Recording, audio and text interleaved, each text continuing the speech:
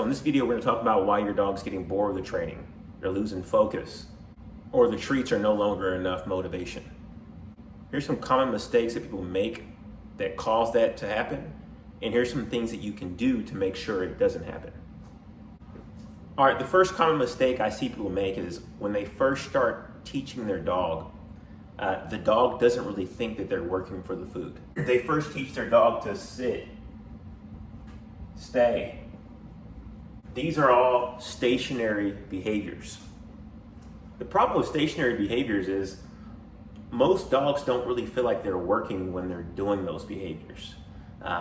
It's equivalent to you telling somebody to have a seat and then handing them $1,000 for having a seat. Dogs, they feel like they're working when they're chasing something or when they're discovering a behavior. For instance, when they're out hunting out in the wild, they don't know how they're going to get the prey. They have an idea of how they're going to get the prey, and they also know they have to chase the prey. At that point, the dog thinks that they're working for the food, okay? And so that's how you get a dog into a working mindset. A behavior to start off with is actually teaching them to follow you, but make it feel like they're chasing you and allow them to discover that behavior instead of telling them how to do the behavior. When you set that narrative around treats or food that you have, you'll get a dog that will instinctively see training as work. Once they get the idea that training is work, then you can work on stationary behaviors, then you can add the name to the behavior. The second most common mistake is you're working your dog too long in the beginning of the training. So when you train a dog, you want to think about short workouts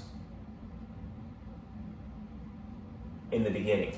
Then as the dog gets more skilled and they get more motivated to work, then you can slowly start to increase the workouts to where you're working them longer. If you do the opposite, where you start off working the dog too long, they're either going to get bored or they're going to think they can have the best of both worlds. I can be distracted by the squirrel and still get my food because you're giving me plenty of time to get the reward. But when you start off with a short workout, you create time scarcity. And the dog starts to identify that, you know what, I don't have much time, so I can't have the best of both worlds. If I want my food, I have to pay attention to this person the whole entire time.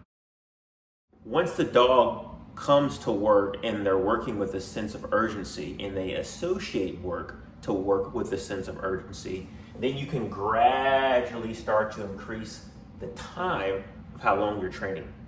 Typically, in the beginning, you don't want to train a dog any longer than about 15 minutes a day. If you're a very skilled trainer, you may be able to cut it down to 5 to 10 minutes a day. Once the dog starts to associate training to work with a sense of urgency, then you can gradually increase that time, where you're working the dog for as long as an hour or 2 hours. So again, this teaches the dog, I don't have a lot of time to mess around, so I'm gonna work and stay focused. But if you start off with a long workout, they're gonna think, I've got plenty of time to get distracted and goof around and still get my reward. The last one is you have too many training days that are too difficult. So for instance, if you're working your dog Monday through Friday, and every day that you work them is difficult, you're gonna start to see the dog get burnt out. And how that happens is sometimes they're making way too many mistakes, and that can make them lose confidence. So when you train your dog, make sure you're sprinkling some easy days in your training workouts. This could be days where you're just working on the dog's fundamentals and their basics.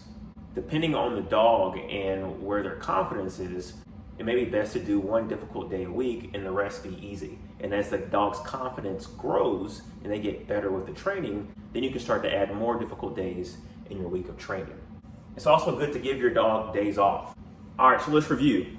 1, make sure in the beginning that your dog is working for the food, holding off on stationary behaviors like sit, stay, or wait, and focusing on the dog chasing the reward by discovering the behavior of following. 2, short to long workouts. In the beginning of your training, you want to make sure your workouts are very short so you create time scarcity. As the behavior becomes a habit, then you can start to increase the time of your workouts. Make sure you're not doing long to long. 3, make sure you're dabbling in your weekly exercises where you have easy days with your dog and off days.